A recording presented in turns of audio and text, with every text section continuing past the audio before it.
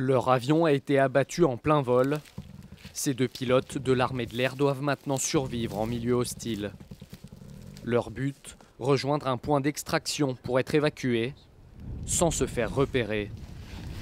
Il ne s'agit là que d'un exercice, mais les conditions sont les plus proches possibles de la réalité pour apprendre à dompter leur environnement et être invisible aux yeux de l'ennemi.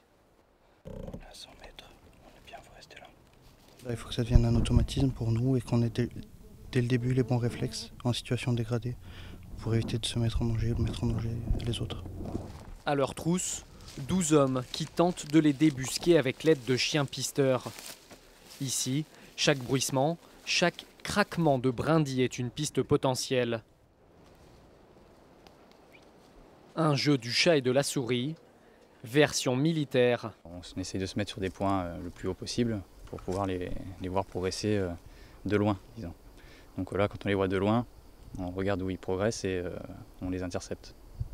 Après plus de 35 heures de traque à travers la forêt landaise, sans presque rien boire ni manger, les pilotes arrivent au point de rendez-vous.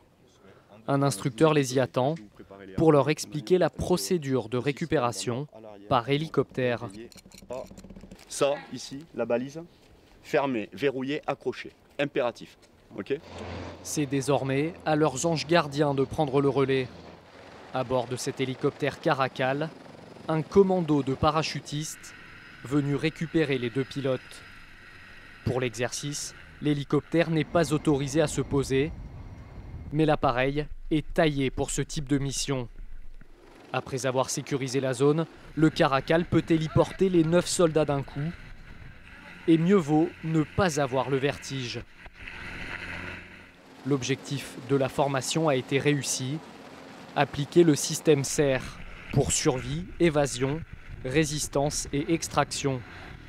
Un exercice qu'ils espèrent ne jamais devoir reproduire en réel. La dernière mission de secours en date remonte à 2014 au Niger. En pleine opération Serval, un pilote français et son navigateur s'étaient retrouvés en territoire ennemi après une éjection. Ils avaient été récupérés en moins de 3 heures.